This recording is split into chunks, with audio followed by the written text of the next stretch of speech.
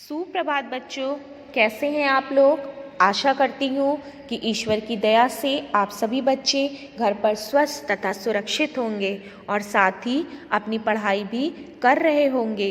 बच्चों, आज हम हिंदी व्याकरण का पाठ 27 अपठित गद्यांश का अध्ययन करेंगे। यह पाठ कक्षा 6 के छात्रों के लिए है। तो आइए बच्चों, हम अपने इस पाठ को शुरू करते हैं। पाठ 27 अपठित गद्यांश। जो गद्यांश आपने पहले ना पढ़ा हो उसे हम अपठित गद्यांश कहते हैं। ऐसे गद्यांश को पढ़कर स्वयं समझना होता है। भाषा विकास का यह एक प्रभावशाली साधन है। गद्यांश पर आधारित कुछ प्रश्न पूछे जाते हैं जिससे सुनिश्चित हो सके कि आप गद्यांश में वर्णित या कही गई बात को पूर्णतया समझ गए हैं। इसके लिए कुछ बातों को जानना बहुत ज़रूरी होता है जब हम अपठित गद्यांश को समझते हैं पढ़ते समय। पहला है, दिए गए गद्यांश को ध्यान से कम 2-3 बार हमें इसे पढ़ना चाहिए। दूसरा है, मुख्य बातों को रेखांकित कर लेना चाहिए।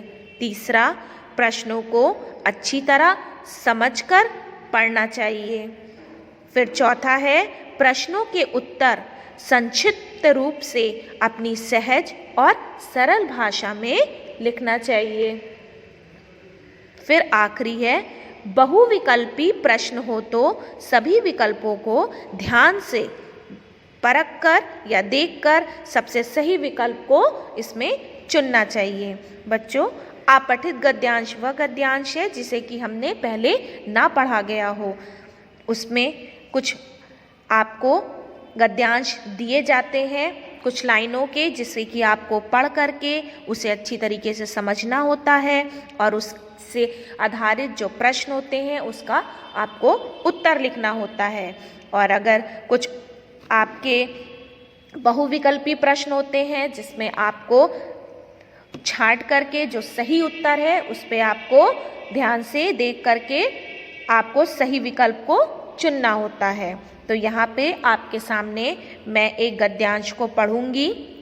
फूल प्रकृति के श्रृंगार हैं, वे अपने रूप, गुण और गंध से सभी को लुभाते हैं। इसलिए हम फूलों से देवी देवताओं की पूजा करते हैं, अपने मेहमानों का स्वागत करते हैं तथा पर्व त्योहारों पर घरों को सजाते हैं।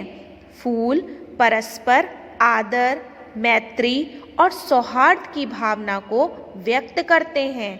इन्हीं भावनाओं के प्रतीक के रूप में हम फूल वालों की सैर मनाते हैं। यह फूलों का उत्सव है जो मुगल काल से दिल्ली में मनाया जाता रहा है। यहाँ पे आप देख रहे हैं, आपको कुछ प्रश्न दिए गए हैं जिसका आपको इसमें से जो गद्यांश है इसमें से आपको ये उत्तर ढूंढना है। पहला है, फूल वालों की सैर क्या है, जिसका उत्तर है दिल्ली में मनाया जाने वाला उत्सव। फिर हम दूसरा देखेंगे, फूल सबको क्यों आकर्षित करते हैं। इसका उत्तर क्या है कि अपने रूप, गंध और गुणों के कारण फूल जो है सबको अपनी ओर आकर्षित करते हैं। फिर हम तीसरा देखेंगे, फूल प्रकृति के श्रृंगार हैं का क्या अर्थ है। फूल प्रकृति की शोभा बढ़ाते हैं, ये क्या है, इसका अर्थ है। तो बच्चों, आपको मैंने जो अभी ये बताया कि अपठित गद्यांश क्या है। अपठित गद्यांश वह गद्यांश है जो कि पहले ना पढ़ा गया हो, उसे अपठित गद्यांश कहते हैं। ये ऐसे गद्यांश होते हैं जिसे कि हम पढ़ करके खुद से उसे समझते हैं और समझ करके उसका उत्तर हम ढूंढते हैं। गद्यांश पर आधारित हम देखते हैं कि गद्यांश के नीचे कुछ प्रश्न दिए जाते हैं, उसी प्रश्नों से ही हमें उनके गद्यांश के उत्तरों को ढूंढना पड़ता है। और गद्यांश को मैंने बताया कि इसको करते समय हमें किन किन बातों को ध्यान में रखना चाहिए। एक बार फिर से मैं आपको बता रही हूँ कि गद्यांश को कम से कम 2 या 3 बार जो है हमें इसे ध्यान से पढ़ना चाहिए, और इसकी जो ज़रूरी बातें हैं उसको हमें नीचे रेखांकित कर लेनी चाहिए कि जो जो ज़रूरी बातें हैं उसके नीचे हमें रेखा खींच लेनी चाहिए, मतलब अंडरलाइन कर लेना चाहिए। फिर प्रश्नों को अच्छी तरह समझकर पढ़ना चाहिए कि जो प्रश्न दिए जाते हैं उसे हमें अच्छी तरीके से समझना चाहिए, और प्रश्नों के उत्तर संक्षिप्त रूप से अपनी सहज और सरल भाषा में लिखना चाहिए। जो प्रश्नों के जब हम उत्तर लिखते हैं तो उसे हमें अपने शब्दों में, अपनी भाषा में और सरल भाषा में उसे लिखना चाहिए। बहुविकल्पी अगर प्रश्न होता है तो हमें उसके सही विकल्प पर टिक करना चाहिए और ध्यान से सभी प्रश्नों के उत्तरों को देखना चाहिए कि वो हमने सही किया है या नहीं। तो आशा करती हूँ बच्चों कि मैंने आपको आज का ये पाठ 27 अपठित गद्यांश पढ़कर समझाया। आप सभी बच्चों को समझ में आ गया होगा।